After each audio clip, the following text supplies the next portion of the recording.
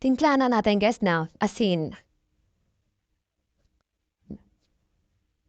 At saka paminta. Yan na. Lagyan natin guys ng cornstarch. After i-mix guys, lagyan natin ng itlog. Haluin ulit natin. Set aside mo natin to guys at mabilutan pala ako ng gulay. Bigisa na tayo guys. Lagyan na natin guys itong sita.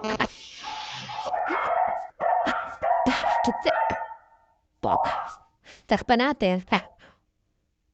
Pagdito na guys na medyo half cooked na yung gulay, pwede natin lagyan ng seasoning. Lagyan natin ng oyster sauce. At saka paminta. Crisp lang natin. Sapan natin ulit at inaan natin yung apoy.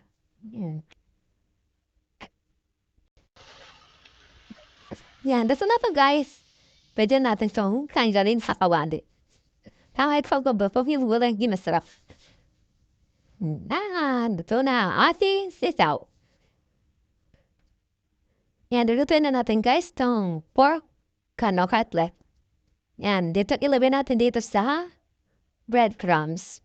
Yung breadcrumbs ko nga pala guys, iniwan siya ng salt and pepper. Yan guys, tapos na, prito na natin. Get na yung mystical things.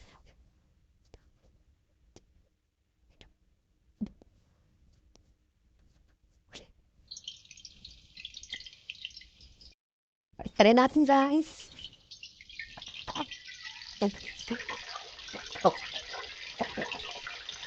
Yan guys, luto na.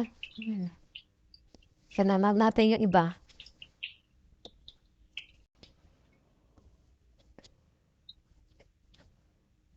Bango. Yan guys, luto na. Yan guys, gubitin muna natin.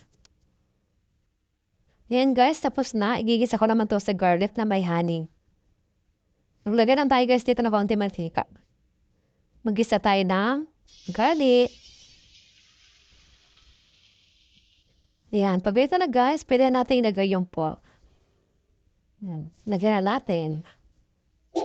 Tapos, saluin lang natin mula dito sa garlic. Saka natin nalagyan ng honey. Yan guys, nahalo ko na. Lagyan na natin ng honey. Yan. Aha. Tapos, mix na natin yung guys.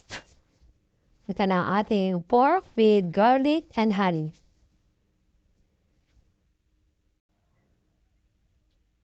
Ito naman guys, ang sunod na lulutuin ko. Yan, iniwa ko lang siya ng ganito, chicken thigh fillet guys. Tinagyan ko na siya ng salt and pepper. Yan, napainit na nga ako guys na mantika dito sa kawali at igisa na natin itong sibuyas. Sunod na rin natin itong bawang.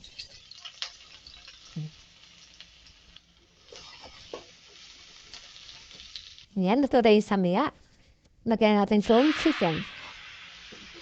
Haluin lang natin ito guys hanggang sa maging brown na. Pag ganito na guys, lagyan natin ang Worcestershire sauce. Yan. Yan, haluin lang muna natin ito guys. Para malagyan natin ng chicken.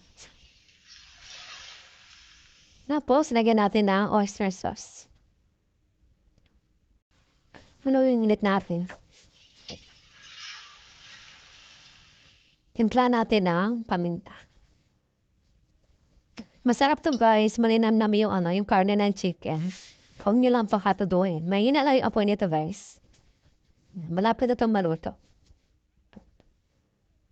Yan. Pwede nyo guys lagyan na na onion leeks.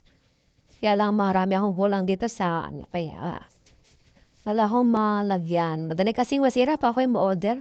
Lisa lang naman kasi ako gumagamit ng onion leeks. Yan, nitira natin ito maluto guys. Yan, okay na to guys. Luto na to. Pwede natin itong tanggalin. Kasi pag sobra sa luto ng chicken, matigas na yung meat niya.